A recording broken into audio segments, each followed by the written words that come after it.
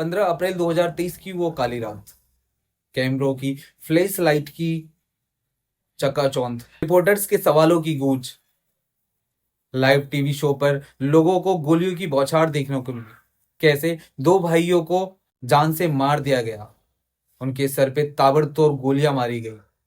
शासन प्रशासन कड़ी होने के बावजूद भी तीन लड़के वहां आते और गोली मारकर सरेंडर करते हैं खुद को।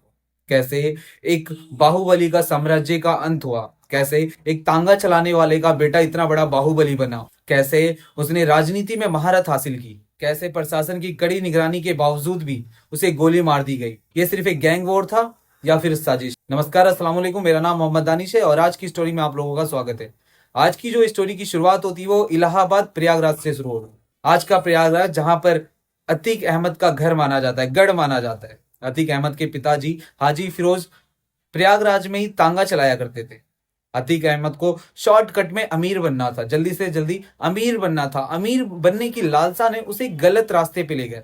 उसकी मुलाकात गैंगस्टरों से हुई। साल 1989 में अतीक अहमद ने जुर्म की दुनिया में कदम रखा। उन दिनों प्रयागराज में एक कुख्यात गैंगस्टर हुआ करता था, चांद बाबा। 1989 में पहली बार चांद बाबा का हत्या अतीक ने किया। अतीक ने दिन दहाड़े बीच रोड पे चांद बाबा को गोलियों से छल्ली कर दिया और जान से मार दिया। अब अतीक अहमद बना प्रयागराज का नया डॉन। अतीक अहमद का दबदबा बढ़ने लगा, शासन प्रशासन सब उससे डरने लगे।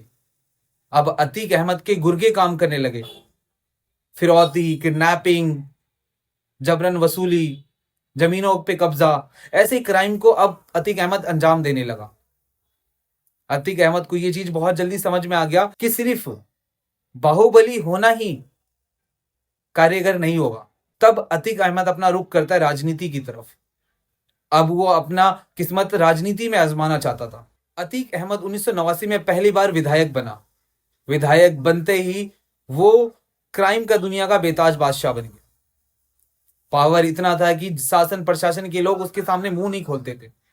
अब गुर्गे का खौफ और आतंक इस तरीके से बढ़ गया कि अगर कोई भी उसके खिलाफ आवाज उठाता, उसकी आवाज को हमेशा के लिए उसके गुर्गों द्वारा बंद कर दिया जाता था।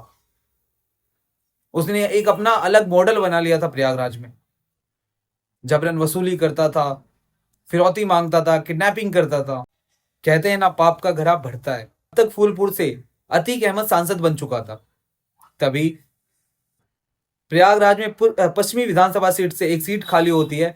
अतीक चाहता है कि उस सीट पर उसका भाई अशरफ बैठे। तभी एंट्री होती है एक नए कैरेक्टर की, राजूपाल। वो राजूपाल जो कभी अतीक अहमद का राइट हैंड हुआ करता था। राजूपाल सिर्फ वहां से चुनाव लड़ता ही नहीं है, उस सीट से चुनाव जीत भी जाता है। राजूपाल वहां से चुनाव जीत जाता है तो ये चीज अतीक अहमद के आत्मसम्मान को ये चीज बहुत ज्यादा ठेस पहुंचाती है। अतीक अहमद आग बबूला हो जाता है, उससे नाराज हो जाता है। 25 जनवरी 2005 को राजूपाल को मार दिया जाता है। पोस्टमार्टम रिपोर्ट के मुताबिक डॉक्टर कहते हैं कि राजूपाल की बॉडी से 19 गोलियां निकाली गई है। राजूपाल की वाइफ इंसाफ की गुहार लगाती है, केस करती है, लेकिन इंसाफ नहीं मिलता उसे। अतीक अहमद के डर से, अशरफ के डर से गवाह लोग आते नहीं थे। गवाह या तो मुकर जाता था या भाग जाता था। उसका एक मुख्य गवाह था उमेश पाल। उमेश पाल राजूपाल का रिश्तेदार भी था और दोस्त भी था। उमेश पाल को अतीक अहमद के द्वारा खूब डराया धमकाया जाता है, किडनैप कर लिया जाता है, लेकिन उमेश पाल ढीठ टाइप का आदमी होता, वो नहीं मानता, वो सच्चाई की राह पे खड़ा रहता है। उमेश पाल को अतीक अहमद द्वारा टॉर्चर किया जाता है, करंट दिया जाता है, फिर भी वो अडिग रहता है कि मैं गवाही दूंगा। तभी साल 2017 में तख्ता पलट होता है। योगी सरकार आती है, यानी कि बीजेपी की सरकार आती है। अब जितने भी माफिया थे उन सबकी उल्टी गिनती शुरू हो जाती है।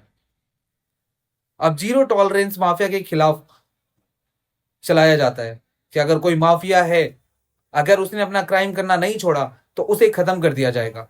अब बारी थी अतीक अहमद की।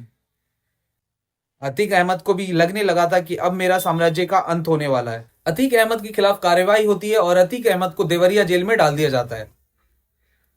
तभी 2017 में इस कहानी में नया ट्विस्ट आता है। उमेश पाल राजूपाल हत्याकांड में गवाही देकर कोर्ट से लौट रहा होता है, तभी उसकी गाड़ी उसके घर की गली के दरवाजे बाहर रुकती है। तभी कुछ लोग गाड़ी से उतरते हैं और उसे गोलियों से भून देते हैं। उसमें उसके दो सुरक्षाकर्मी उमेश पाल की हत्या कर दी जाती है। उमेश पाल की हत्या इन्वेस्टिगेशन के बाद पता चलता है, सीसीटीवी फुटेज देखने के बाद पता चलता है कि ये जो हत्या किया गया है, ये जो साजिश की गई है हत्या की, ये अतीक अहमद और उसके भाई अशरफ द्वारा की गई है। और उसे लीड करने वाला व्यक्ति जो है वो अतीक का छोटा बेटा असद था। और वीडियो में पूरी दुनिया ने, देश ने साफ देखा कि वो जो लड़का वीडियो में दिख रहा है वो अतीक अहमद का बेटा असद है। अब उन पे कार्रवाई की जाती है, इन्वेस्टिगेशन होना शुरू होता है। अतीक अहमद की वाइफ शाइस्ता परवीन गायब हो जाती है, उसका बेटा असद फरार हो जाता है, पुलिस की नजरों से वो बचने लगता है। उमेश पाल के मर्डर के बाद मुख्यमंत्री योगी आदित्यनाथ ने कसम खाई कि माफिया को मैं मिट्टी में मिला दूंगा, और उन्होंने इसे करके भी दिखाया। अब अतीक अहमद की जान हलक में टकाई कि अब मेरे को नहीं छोड़ा जाएगा।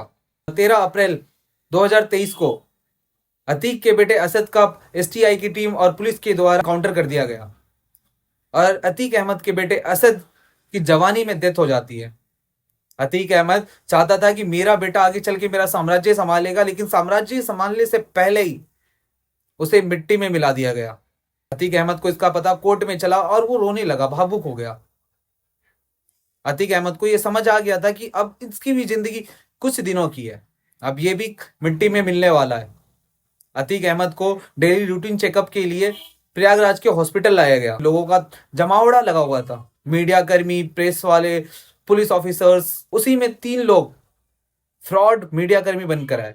उनके पास डमी कैमरास थे, आंखों में एक अलग चमक थी, कमर पे लगी पिस्टल निकालते हैं, अशरफ को और अतीक को सर पे गोली मारते हैं।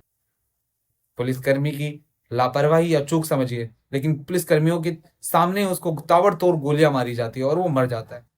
ये गैंग वॉर था या फिर कोई साजिश का नतीजा? अतीक अहमद की कहानी हमेशा के लिए खत्म हो जाती है।